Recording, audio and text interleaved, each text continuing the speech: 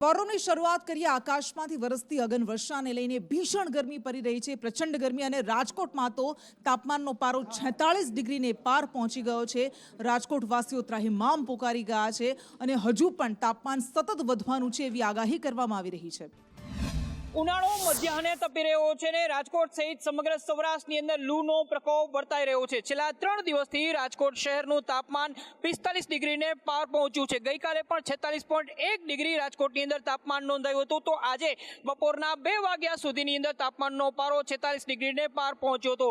રાજકોટ શહેરના અલગ અલગ ખાસ સ્પોટ્સ છે કે જેની અંદર તાપમાનનો પારો ઊંચો જોવા મળી રહ્યો છે. જેમાં માધાપર ચોકડી, ત્રિકોણબાગ અને આજી વસાહત સહિતના વિસ્તારો છે ત્યાં સૌથી ઊંચું તાપમાન નોંધાયું છે. એટલું જ નહીં પરંતુ શહેરના અલગ અલગ વિસ્તારોની અંદર લૂ વર્તાતી હોય તે પ્રકારે શહેરના રસ્તાઓ જાણે સુમસાન બન્યા હોય, કર્ફ્યુ ભાસી રહ્યો હોય એ પ્રકારના દ્રશ્યો અત્યારે અહીંયા જોવા મળી રહ્યા છે.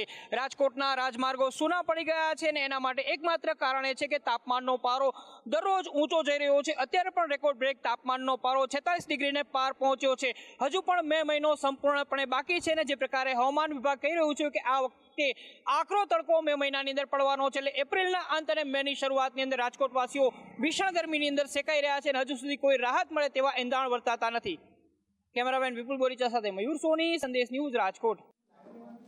તો એપ્રિલમાં જ તાપમાનનો પારો 46 ડિગ્રીને પાર પહોંચી ગયો છે. મેમાં શું થશે એ કલ્પના જ રાજકોટવાસીઓને ડરાવી રહી છે. પરંતુ હવે વાત કરવી છે એ મેગા ડિમોલિશનની કે જેના કારણે ગેરકાયદેસર ભારતમાં પ્રવેશેલા, ગુજરાતમાં પ્રવેશેલા ઘૂસણખોરો ડરી રહ્યા છે. ચંડોળામાં મેગા ડિમોલિશન કરવામાં આવ્યું કારણ કે હજારોની સંખ્યામાં અહીંયા ઝૂંપડા બાંધી દેવામાં આવ્યા હતા અને આજકાલથી નહીં પરંતુ વર્ષોથી ચાલી રહ્યું હતું. આખી એક વસાહત ઊભી કરી દેવામાં આવી હતી અને તેના પર બુલડોઝર ફર્યું છે. અત્યારે 150 કરતાં વધારે બાંધકામ તોડી પાડવામાં આવ્યા છે. હાઈકોર્ટમાં સ્ટે માટે અરજી કરવામાં આવી હતી પરંતુ હાઈકોર્ટે એ અરજીને ફગાવી દીધી છે અને ડિમોલિશનને લીલી ઝંડી આપી છે. તો હાઈ લેવલની બેઠક થઈ અમદાવાદ કમિશનરના કચેરીમાં, પોલીસ કમિશનરની કચેરીમાં કે જ્યાં ગૃહ રાજ્યમંત્રી હર્ષ સંઘવી પણ પહોંચ્યા હતા, અન્ય ઉચ્ચ અધિકારીઓ પણ પહોંચ્યા હતા. લલ્લા બિહારી એ વ્યક્તિ કે જેણે મોટી સંખ્યામાં ગેરકાયદે બાંધકામ કર્યા હતા અને એટલું જ નહીં તેની સામે પ્રોસ્ટિટ્યુશનનો ગુનો પણ દાખલ કરવામાં આવ્યો છે. 150 બાંધકામ જમીનદોસ્ત કરી દેવાયા છે અને હજુ પણ આ કામગીરી 2 થી 3 દિવસ ચાલવાની છે. જો કે વિપક્ષ કહી રહ્યું છે કે અમે તો ક્યારનાય રજૂઆત કરતા હતા, હવે સરકાર સફાળી જાગી છે.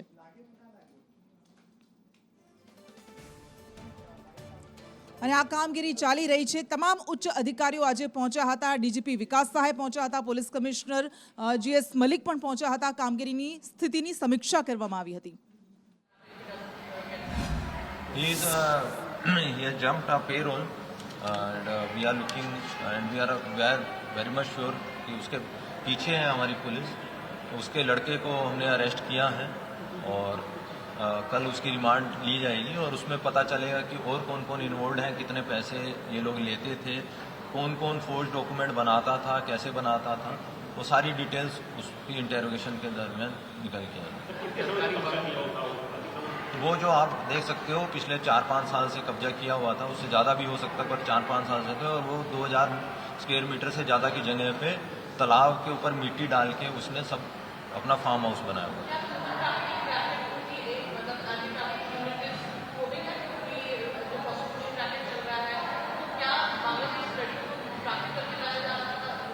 डेफिनेटली पिछले साल भी हमने ह्यूमन ट्रैफिकिंग का एक केस किया था पॉक्सो एक्ट में और ह्यूमन ट्रैफिकिंग एक्ट में एफआईआर हुई है. उसमें भी हमें काफ़ी इनपुट्स थे कि यहाँ पे बांग्लादेशी गर्ल्स को शादी करवा के या फिर हाउस होल्ड जॉब का लाभ वो लालच देकर यहाँ लाया जाता है और बाद में क्योंकि वो लोग सब इलीगल माइग्रेंट्स होते हैं तो उनको वापस जाना बड़ा मुश्किल है. तो इसीलिए उनसे ये सब गैर कायदे से जो काम है वो करवाया जाता है. लालू बिहारी पे पहले 2022 में भी एक एसओजी निकली थी.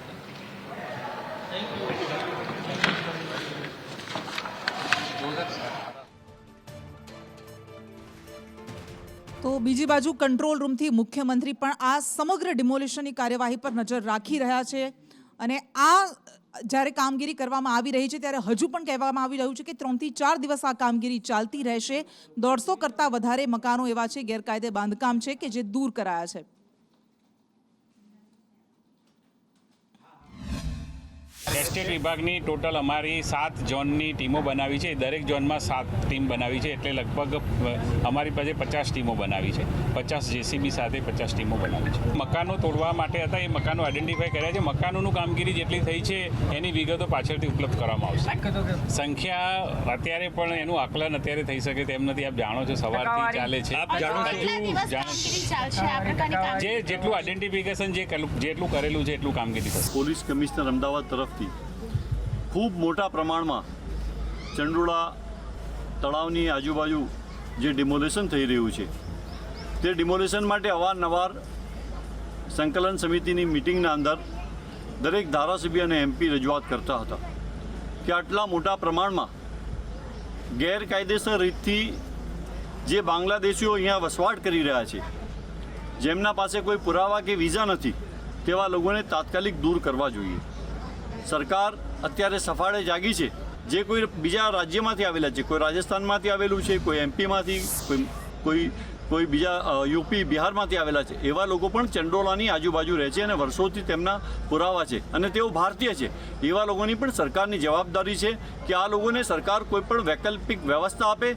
બાંગ્લાદેશી અને વિદેશી નાગરિકો ઉપર જે પગલાં લેવામાં આવ્યા, ડિટેન કરવામાં આવ્યા, એમના પુરાવાની ચકાસણી કરવામાં આવી અને જે 800 કરતાં વધુ લોકોને જે છે ડિટેન કર્યા હતા, એમાંથી 200થી વધારે જે છે એ બાંગ્લાદેશી કે વિદેશી નાગરિકો તરીકે એમની ઓળખ થઈ.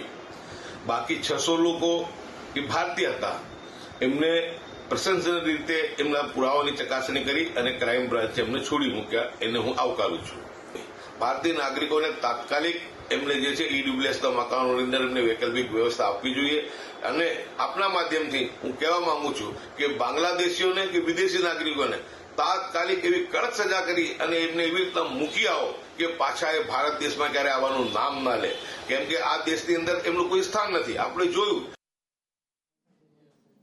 પોલીસ દ્વારા કહેવામાં આવી રહ્યું છે કે એવી કાર્યવાહી કરવામાં આવશે કે ફરી પાછા ક્યારેય ભારત આવવાનું નામ ન લે, કારણ કે આ એ લોકો છે કે જે ખરેખર રાષ્ટ્રીય સુરક્ષા માટે ખૂબ મોટો ખતરો છે. પરંતુ બીજી બાજુ જ્યારે આ કામગીરી ચાલી રહી છે ત્યારે સમાંતરે સીપીની બેઠક કચેરીમાં બેઠકો ચાલી રહી છે. ગૃહ રાજ્યમંત્રી હર્ષ સંઘવી ત્યાં ઉપસ્થિત છે, ડીજીપી વિકાસ સહાય ત્યાં છે અને ત્યાંથી સમગ્ર આ ડેમોલિશનની કાર્યવાહી પર નજર રાખવામાં આવી રહી છે. છેલ્લા 2 દિવસથી 3 દિવસથી આ ઓપરેશન ચંડોળા જે શરૂ કરવામાં આવ્યું હતું, સૌથી પહેલા એ બાંગ્લાદેશીઓની અટકાયત કરવામાં આવી, પૂછપરછ કરવામાં આવી અને હવે આ મેગા ડિમોલિશન શરૂ કરાયું.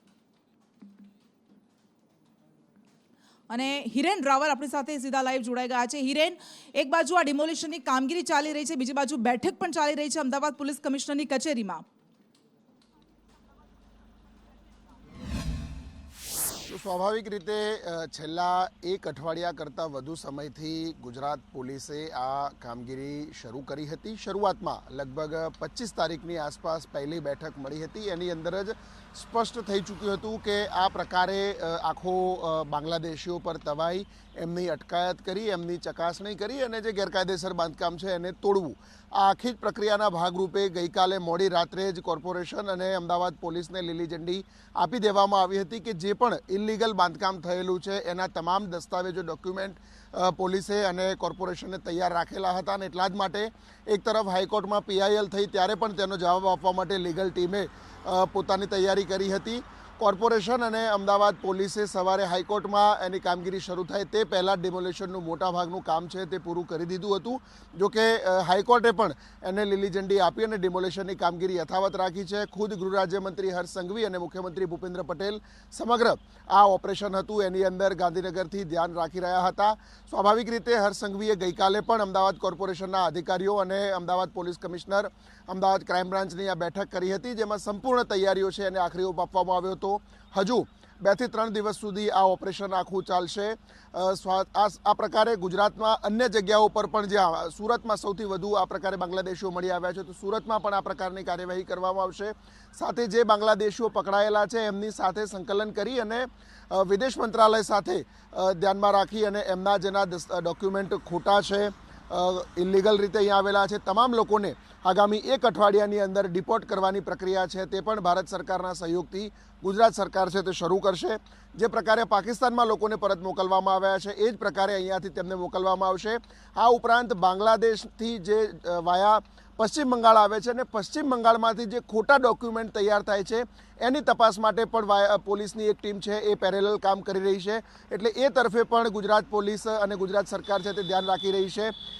ત્યાંથી આ પ્રકારની જો કોઈ ગેરરીતિ સામે આવશે તો અહીંયાથી જે પણ લોકો આ પ્રકારે આવેલા છે એ તમામ લોકોને બાંગ્લાદેશ પરત જવા માટે વાયા પશ્ચિમ બંગાળના રસ્તે એમને મોકલવામાં આવશે. એ પ્રકારની તૈયારીઓ પણ ગુજરાત સરકારે કરી છે. માત્ર કેન્દ્ર સરકારની અને કેન્દ્રીય વિદેશ મંત્રાલયની લીલી ઝંડીની રાહ જોવાઈ રહી છે. જે બિલકુલ આભાર આપનો. એટલે ચંડોળા તળાવ પર અત્યારે બુલડોઝર સ્ટ્રાઇક કરવામાં આવી રહી છે અને આ કામગીરી હજુ પણ 2 થી 3 દિવસ ચાલવાની છે. પરંતુ તમે કલ્પના કરો કે આજકાલની વાત નથી, 2010થી આ આખું ચાલતું હતું. આખી વસાહત ઊભી કરી દેવાય અને ન માત્ર અહીંયા ઝૂંપડાઓ છે, અહીંયા ફાર્મ હાઉસ પણ છે, અહીંયા રિસોર્ટ્સ બનાવી દેવામાં આવ્યા છે. પરંતુ તેમ છતાં પણ અત્યાર સુધી કામગીરી કેમ નહોતી કરાય, કેમ તંત્રની નજરમાં નહોતું આવ્યું, એ સવાલ પણ સાથે ઉઠી રહ્યા છે. મામલો હાઈકોર્ટમાં પણ પહોંચી ગયો હતો, જો કે હાઈકોર્ટ તરફથી પણ લીલી ઝંડી આપવામાં આવી છે. પ્રતિક જાદવ આપણી સાથે ડિમોલિશન સ્થળેથી જોડાયા છે. પ્રતિક, કેટલા બાંધકામ, કેટલા ગેરકાયદેસર ઝૂંપડા અત્યાર સુધીમાં તોડવામાં આવ્યા છે? કેટલા દિવસ સુધી આ કામગીરી ચાલશે? કેટલા ઝૂંપડા તોડાશે? કૃષ્ણા, આજે વહેલી સવારથી ચંડોળા વિસ્તારમાં ડિમોલેશનની કામગીરી હાથ ધરવામાં આવી છે, જેના ભાગરૂપે અનેક ઝૂંપડાઓ છે તેના ડિમોલિશ કરી દેવામાં આવ્યા છે અને અનેક હજુ એવા પાકા મકાનો છે કે જેને ડિમોલિશ કરવાના બાકી છે. આ ચંડોળાનો આંતરિક વિસ્તાર છે જ્યાં હું હાલ ઊભો છું અને આ જોઈ શકાય છે કે ઝૂંપડાઓ છે. આ ઝૂંપડાઓના કોઈ હાલ રણીધણી નથી, કારણ કે ડિમોલિશનના દરથી તમામ લોકો પોતાના ઘર છે છોડીને ભાગી ગયા છે અને આ જગ્યા ઉપર હજુ ડિમોલેશનની કામગીરી બાકી છે, કારણ કે હાલ ડિમોલેશનની જે કામગીરી છે તે ચંડોળા તળાવની બાજુમાં કરવામાં આવી છે. પરંતુ આ ચંડોળા તળાવની બીજી બાજુનો વિસ્તાર છે કે જ્યાં હજુ સુધી ડિમોલેશનની કામગીરી નથી કરવામાં આવી અને અહીંયા ડિમોલેશનની કામગીરી કરવામાં લગભગ 2 થી 3 દિવસનો સમય લાગી શકે છે, કારણ કે અસંખ્ય સંખ્યામાં નાના મોટા ઝૂંપડાઓ તૈયાર કરી દેવામાં આવ્યા છે, બનાવવામાં આવ્યા છે. સાથે જ પાકા મકાનો પણ અહીંયા બનાવવામાં આવ્યા છે કે જ્યાં આગળ સરકારના કે તંત્રની કોઈ અધિકારીની નજર નહોતી પહોંચી અત્યાર સુધીમાં, જેને લઈને હવે જ્યારે જાણ થઈ છે ત્યારે મોટી સંખ્યામાં મેગા ડિમોલિશન છે તે અહીંયા હાથ ધરવામાં આવ્યું છે. 2010થી અહીંયા આ પ્રકારના દબાણો કરવામાં આવ્યા છે ઘૂસણખોરો દ્વારા. અનેક વખત તંત્રમાં જાણ કરી હોવા છતાં પણ તંત્ર છે આ ખાડું કાન કરતું હતું. 2021 અને 2023માં વિરોધ પક્ષના નેતા શહેજાદ ખાન પઠાણ દ્વારા ચંડોળા વિસ્તારમાં ગેરકાયદેસર દબાણો દૂર કરવા માટેની રજૂઆત કરી, તેમ છતાં પણ તંત્રએ આ જે રજૂઆત હતી તેને ધ્યાને નહોતી લીધી. પરિણામે અહીંયા મોટી સંખ્યામાં ઘૂસણખોરો દ્વારા દબાણ ઊભું કરવામાં આવ્યું છે, કાચા પાકા મકાનો બની દેવામાં આવે છે. આજની જો વાત કરવામાં આવે કૃષ્ણા, તો આજે લગભગ 120થી વધુ ઝૂંપડાઓ તેમજ કાચા પાકા મકાનો છે તે તોડી પાડવામાં આવ્યા છે અને હજુ પણ આવા અનેક મકાનો છે કે જેને તોડવાના બાકી છે. લગભગ 40થી વધુ જેસીબી એટલે કે બુલડોઝર દ્વારા હાલ ડિમોલેશનની કામગીરી છે તે પાછળની સાઈડ કરવામાં આવી રહી છે. આ જે જગ્યા છે ત્યાં હજુ સુધી બુલડોઝર નથી પહોંચ્યા, કારણ કે આ જે મકાનો બનાવવામાં આવે છે તે તળાવની અંદર, આ નદી છે, નદીની અંદર બનાવવામાં આવે છે, એટલે અહીંયા અંદર જવું ખૂબ જ મુશ્કેલ છે જેસીબીને, જેના કારણે આ જગ્યા ઉપર ડિમોલિશન કેવી રીતે કરવામાં આવશે તે સૌથી મોટો પડકાર તંત્ર પાસે રહેવાનો છે. જેના ભાગરૂપે આ જે મકાનો ઝૂંપડપટ્ટી બની છે તેની એક્ઝેક્ટ પાછળની સાઈડ બીજા જે મકાનો છે તે મકાનો તોડવામાં આવી રહ્યા છે અને એ મકાનો તોડ્યા બાદ તેના ઉપર બુલડોઝર ચલાવવામાં આવશે અને બુલડોઝર ચાલ્યા બાદ આ જે મકાનો છે ગેરકાયદેસર તેને તોડી પાડવામાં આવશે. એટલે ખૂબ મોટી કામગીરી મેગા ડિમોલિશનની હાલ તંત્ર દ્વારા કરવામાં આવી રહી છે. પરંતુ સૌથી મોટો સવાલ અહીંયા એ થાય કે આટલા મોટા મકાનો, આટલા મોટા દબાણો, ઝૂંપડાઓ બની ગયા, ત્યાં સુધી અધિકારીઓ શું કરતા હતા? કારણ કે અમદાવાદ શહેરમાં તો ક્યારેય પણ નાના લારી ગલ્લાવાળા જ્યારે રોડ ઉપર ઊભા રહીને ધંધો કરતા હોય છે તરત જ એએમસીની દબાણ ખાતાની ગાડી ત્યાં પહોંચી જતી હોય છે અને તેમને દૂર કરવામાં આવતા હોય છે. ત્યારે સવાલ એ છે કે અહીંયા ઘૂસણખોરો ઘૂસી ગયા હતા, તેમના દ્વારા દબાણ કરવામાં આવ્યા, મકાનો બનાવવામાં આવ્યા, કાચા પાકા મકાનો બનાવવામાં આવ્યા, તેમજ ફાર્મ હાઉસ પણ બનાવી દેવામાં આવ્યું હતું. તેમ છતાં પણ તંત્રના અધિકારીઓ અજાણ હતા, તે સૌથી મોટો સવાલ છે. અને હવે જ્યારે તંત્રને ખબર પડી છે, જ્યારથી જાગ્યા ત્યારથી સવાર તેવું માનીને મેગા ડિમોલિશન છે અહીંયા હાથ ધરવામાં આવ્યું છે, જેને લઈને અનેક લોકોમાં રોષ જોવા મળે છે. કેટલાક સ્થળો ઉપર જ્યારે ડિમોલિશનની કામગીરી ચાલતી હતી ત્યારે પથ્થરમારો પણ કરવામાં આવ્યો હતો. જોકે ખૂબ મોટી સંખ્યામાં પોલીસ ફોર્સ સાથે આ ડિમોલિશનની કામગીરી કરવામાં આવે છે, જેથી કરીને પોલીસ જવાનો દ્વારા જે પથ્થરમારો કરતા હતા હતા તે લોકોને અટકાયતી પગલાં લેવામાં આવે છે તેમજ તેમને સ્થળ ઉપરથી દૂર કરવામાં આવે છે, જેથી કરીને ડિમોલેશનની કામગીરીમાં જે લોકો વિક્ષેપ પાડી રહ્યા હતા તેમને દૂર કરીને હાલ ડિમોલેશનની કામગીરી છે તે કરવામાં આવી રહી છે. બિલકુલ પ્રતિક, આભાર આપનો. એટલે જાગ્યા ત્યારથી સવાર દેર આए દુરસ્ત આए એવું કહીને આ કામગીરીને વખાણવામાં આવી રહી છે અને પ્રશંસનીય છે કે આખરે કાર્યવાહી કરાય, પણ સવાલ ઉઠવા જોઈએ કે અત્યાર સુધી તંત્ર કેમ કુંભકર્ણની નિંદ્રામાં સૂતું હતું, શેની રાહ જોતું હતું, પહલગામ આતંકી હુમલા જેવા કોઈ મોટા હુમલાની રાહ જોતું હતું, એવા સવાલ પણ ઉઠી રહ્યા છે. કારણ કે આ મિની બાંગ્લાદેશ તરીકે ઓળખાતો વિસ્તાર છે. બાંગ્લાદેશોની ઘૂસણખોરી એ હંમેશા દેશમાં ખૂબ મોટો મુદ્દો રહ્યો છે, એના કારણે રાજનીતિ પણ ગરમાતી રહે છે. પરંતુ જ્યારે આ ડિમોલિશનની કામગીરી કરવામાં આવી રહી છે ત્યારે 18 જેટલી અરજી આ ડિમોલિશનની કાર્યવાહી પર રોક લગાવવા માટે હાઈકોર્ટમાં કરવામાં આવી હતી અને હાઈકોર્ટમાં સરકારે સોગંદનામું પણ મૂક્યું હતું, કેટલાક તથ્યો મૂક્યા હતા અને હાઈકોર્ટે તમામ વસ્તુઓને ધ્યાનમાં રાખીને આખરે એ વાત કહી કે કુદરતી ન્યાયના સિદ્ધાંત કરતા રાષ્ટ્રહિત સર્વોપરી છે. અને વધુ વિગત સાથે દિવ્યા ચૌહાણ આપણી સાથે જોડાયા છે. દિવ્યા, ડિમોલિશનને લઈને હાઈકોર્ટમાં અરજી કરાઈ હતી, હાઈકોર્ટે શું અવલોકન કર્યું હતું આખી કામગીરી પર? કૃષ્ણા, ગુજરાત હાઈકોર્ટમાં ડિમોલેશનને લઈને મહત્વપૂર્ણ સુનાવણી અર્જન્ટ ચાર્જમાં હાથ ધરવામાં આવી હતી. 18 જેટલા અરજદારોએ ડિમોલેશન પર રોક લગાવવા માટે અરજી કરી હતી. અરજદારોની માંગ હતી કે તેમને કોઈ પણ પ્રકારનો એવો પુરાવો નથી મળ્યો અને કોર્ટ કહે ત્યારે ડિમોલેશન કરવામાં આવે. શા માટે આ પ્રકારે આક્ષેપો સાથે ડિમોલેશન કરવામાં આવ્યું, જેનો વાંધો ઉઠાવવામાં આવ્યો હતો. જોકે ગુજરાત હાઈકોર્ટ દ્વારા આ મહત્વની તમામ જે રજૂઆતો હતી તેને ફગાવી દેવામાં આવી હતી અને તમામ જે અરજદારોની અરજી છે તે ચકવા પાત્ર નથી. સરકારી જમીન ઉપર દબાણો કર્યા હોય તો તે હટાવવા જ પડે તેવું પણ અવલોકન કોર્ટ દ્વારા કરવામાં આવ્યું હતું અને કાયદો વ્યવસ્થા કથળતી જોવા મળતી હતી. અત્યાર સુધીનો કાશ્મીરનો મુદ્દો નહીં, પરંતુ અગાઉ પણ આ પ્રકારે વિવાદ અને સંવેદનશીલ વિસ્તાર રહ્યો છે ત્યારે રીડેવલપમેન્ટ માટે પણ આ લોકો બાધારૂપ થતા હતા અને તેને જ આધારે સરકાર તરફથી જે એફિડેવિટ રજૂ કરવામાં આવ્યું અને તેને જ ધ્યાનમાં રાખીને ગુજરાત હાઈકોર્ટે અરજદારોની અરજી ફગાવી છે. જોકે હાઈકોર્ટે અરજી ફગાવી છે પરંતુ સુપ્રીમ કોર્ટ તેમના માટે ઓપ્શન છે, એટલે ગમે તે સમયે સુપ્રીમ કોર્ટમાં પણ આ અરજદારો પોતાની રજૂઆત છે તે કરવા સુપ્રીમ કોર્ટનો દ્વાર લઈ શકે તેવી પણ સંભાવનાઓ આ ડિમોલિશનને લઈને જોવા મળી રહી છે.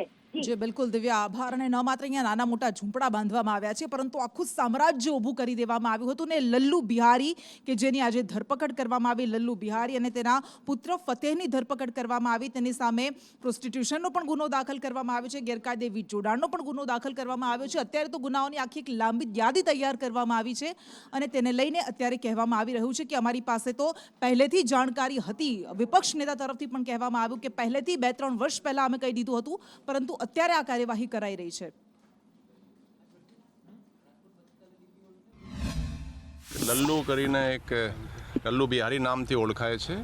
એના તમે જુઓ કેવી રીતે એન્ક્રોચમેન્ટ એને કર્યા છે. એના ઘણી બધી દુકાનો બનાવી લીધી, મકાનો જુઓ. અહીંયા એના 200થી વધારે તો ઓટો રિક્ષાઓ એ રાખતા હતા, ભાડા ઉપર આપતા હતા અને એની પાસે ઘોડા પણ અહીંયા મળ્યા છે. તો એની પ્રવૃત્તિ આવી હતી કે લોકોને ખોટા રેન્ટ એગ્રીમેન્ટ બનાવી અને એ લોકોના જે આધારના જે આપવાનું બનાવવાનું જે કાર્યવાહી છે એમાં મદદ કરતા હતા. તો એના વિરોધ આપણે FIR આજે ક્રાઇમ બ્રાન્ચમાં દાખલ કરી છે અને અહીંયા એ જોઈને ખરેખર તાજુબ લાગે છે. આ બધું તલાબનો એરિયા છે અને સુપ્રીમ કોર્ટના ઓર્ડર છે કે તલાબમાં કે જાહેર જગ્યામાં એ રીતે એન્ક્રોચ થઈ નહીં શકે. અગાઉ પણ અહીંયા 2009માં ખાસા ડિમોલિશન જે આ રીતેનો છે અને એટલું મોટું તો નહીં પણ પહેલાં પણ અહીંયા કોર્પોરેશને ડિમોલિશન કર્યા હતા, પણ એ લોકો ફરીથી આ બનાવી લે છે. અને અમદાવાદમાં ચંડોળા તળાવ પર આ ડિમોલિશનની કામગીરી થઈ રહી છે, પરંતુ બાંગ્લાદેશીઓ સામે જે ઘૂસણખોરી કરી છે, ગેરકાયદે આવ્યા છે ભારતમાં, એની સામે કાર્યવાહી ન માત્ર અમદાવાદમાં પરંતુ સુરત, નવસારી તમામ મોટા શહેરોમાં થઈ રહી છે. સુરતમાં પણ 45 જેટલા એવા બાંગ્લાદેશીઓની અટકાયત કરવામાં આવી છે. અલગ અલગ વિસ્તારોમાં પોલીસ તપાસ કરી રહી છે, દસ્તાવેજો ચકાસી રહી છે. ગત 3-4 દિવસથી દક્ષિણ ગુજરાતના અંદર બાંગ્લાદેશીઓ વસાહત કરે છે કે નહીં તેની એક મુહિમ ચાલી રહી છે, જેના અંદર દક્ષિણ ગુજરાતના અંદાજિત 1000 જેટલાને ડિટેન કરવામાં આવ્યા હતા, જે પૈકીના 121 જેટલા છે તે બંગાળ બોર્ડર ક્રોસ કરીને પશ્ચિમ બંગાળ અને પશ્ચિમ બંગાળ બાદ ભારત દેશના રાજ્યમાં પહોંચી ગયા હતા તેવા આંકડા સામે આવ્યા છે. આપણા સાથે અમને હાલ દેખાશે કે અહીંયા સુરત પોલીસની ટીમ દેખાઈ રહી છે, જે ફરી એકવાર સર્ચ ઓપરેશન અને ચેકિંગમાં જોડાયેલી છે કે કેટલાક લોકો અહીંયા રહી રહ્યા છે, ખરેખર તે કોલકાતાના એટલે કે પશ્ચિમ બંગાળના રહેવાસી છે કે પછી પશ્ચિમ બંગાળની આડની અંદર અંદર આ તમામ લોકો બાંગ્લાદેશના બોર્ડર ક્રોસ કરીને તો અહીંયા નથી આવી ગયા, કારણ કે સુરતના અંદરથી પણ આપણે જોયું હતું કે 100થી વધુને ડિટેઇન કરવામાં આવ્યા હતા. 40થી વધુ જે છે બાંગ્લાદેશી આપણા સામે આવ્યા છે. અત્યારની અહીંયા આધાર કાર્ડ ને તમામ વસ્તુઓ ચેક કરવામાં આવી રહી છે અને જે પીઆઈ છે તેમનીથી જાણીશું કે એમનું આ બાબતે શું કેવું છે. સાહેબ, તમને પૂછીશ, સર્વેમાં શું શું તપાસ કરવામાં આવી છે? અત્યારે મેં એક ઇન્ટ્રોગેશન ફોર્મ બનાવેલું છે અને જેમાં જે કોઈ શંકાસ્પદ બંગાળી કારીગર કે બીજા કોઈ નાગરિક હોય તો એના પ્રાથમિક ડેટા જેવા કે આધાર કાર્ડ, પાન કાર્ડ અને બીજા રહેણાંકના પુરાવા જોઈએ છીએ અને એના પછી એમના પાસપોર્ટ અથવા મોબાઈલ ડેટા ચેક કરીને એમાં કોઈ શંકાસ્પદ નંબરો કે બીજા કન્ટ્રીના નંબરો છે કેમ એના આધારે અમે અલગ ડેટા કરી અને શંકાસ્પદોની પૂછપરછ કરીએ છીએ.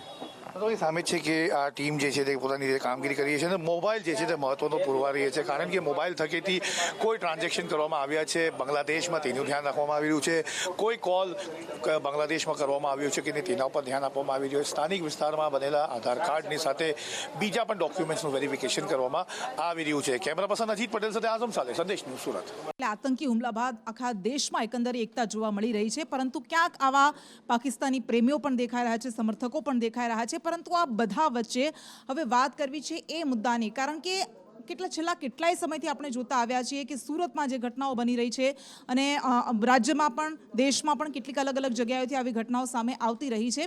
પરંતુ એ મુદ્દો કે જે અત્યારે ચર્ચાના એરણે છે, એક તરફ પાકિસ્તાન સામે લડવા માટે ભારત તૈયાર થઈ રહ્યું છે, કંઈક મોટું એક્શન લેવામાં આવશે એવી વાતો થઈ રહી છે. પરંતુ આ બધા વચ્ચે જમ્મુ કાશ્મીરમાં જેવી રીતે ગઈકાલે એક દિવસીય સ્પેશિયલ વિધાનસભા સત્ર બોલાવવામાં આવ્યું હતું, એવી રીતે સંસદનું પણ વિશેષ સત્ર બોલાવવામાં આવી એવી માંગ ઉઠી છે કોંગ્રેસના નેતાઓ તરફ. ધવલ માકડિયા વધુ વિગત આપશે. જી કૃષ્ણા, જ્યારે પહેલગામના આતંકી હુમલા બાદ સમગ્ર દેશમાં અને તમામ રાજકીય પાર્ટીઓ એક મંચ પર આવી રહી છે, ત્યારે કોંગ્રેસના રાષ્ટ્રીય અધ્યક્ષે વડાપ્રધાન નરેન્દ્ર મોદીને પત્ર લખીને એક વાત કરી છે કે સંસદનું એક વિશેષ સત્ર બોલાવવામાં આવે ને જેમાં પહેલગામના આતંકી હુમલા મુદ્દે ચર્ચા કરવામાં આવે.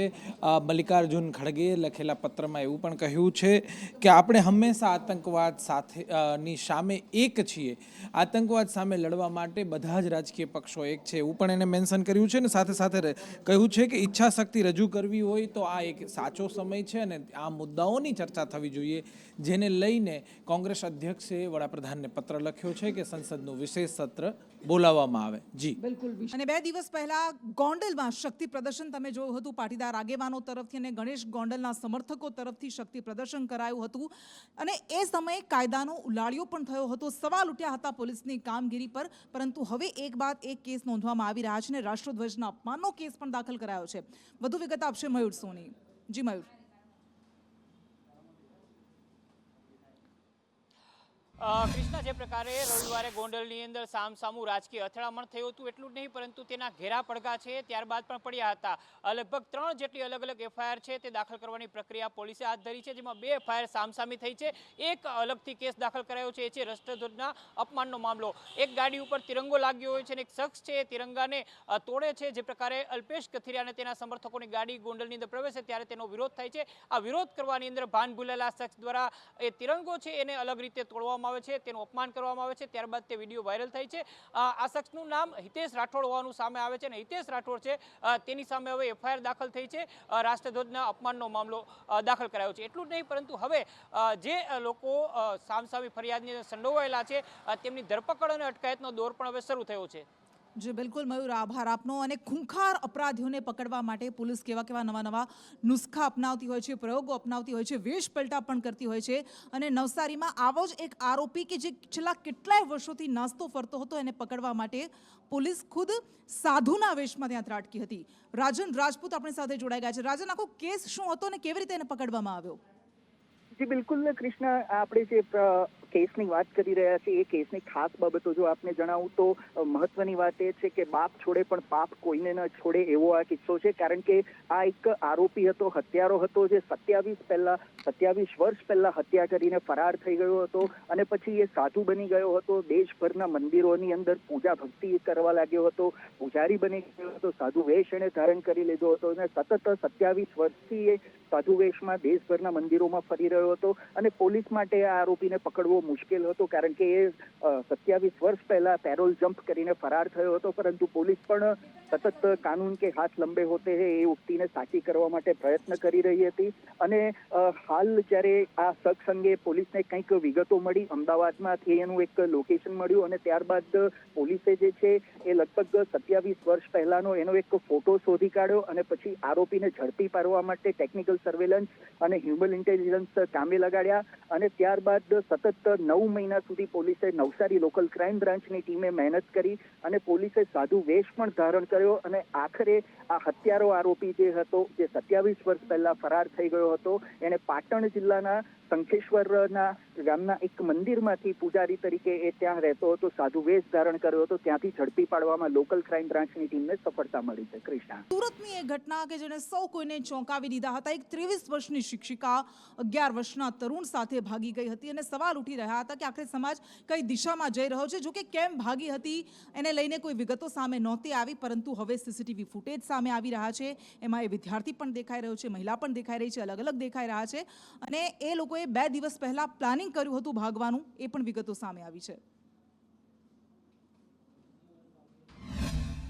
સુરત શહેરના પૂણા પોલીસ સ્ટેશનમાં ફરિયાદી શ્રીએ પોતાના 11 વર્ષના દીકરાને કે જે ધોરણ 5માં ભણે છે તે જે જગ્યાએ ટ્યુશન જતો હતો અને એના સ્કૂલના ટીચર સાથે પોતે સોસાયટીના સીસીટીવી કેમેરા જોતા ટીચરનો હાથ પકડી અને જતો દેખાય છે, જે અનુસંધાને પૂણા પોલીસ સ્ટેશનમાં ફરિયાદ દાખલ કરવામાં આવેલ છે.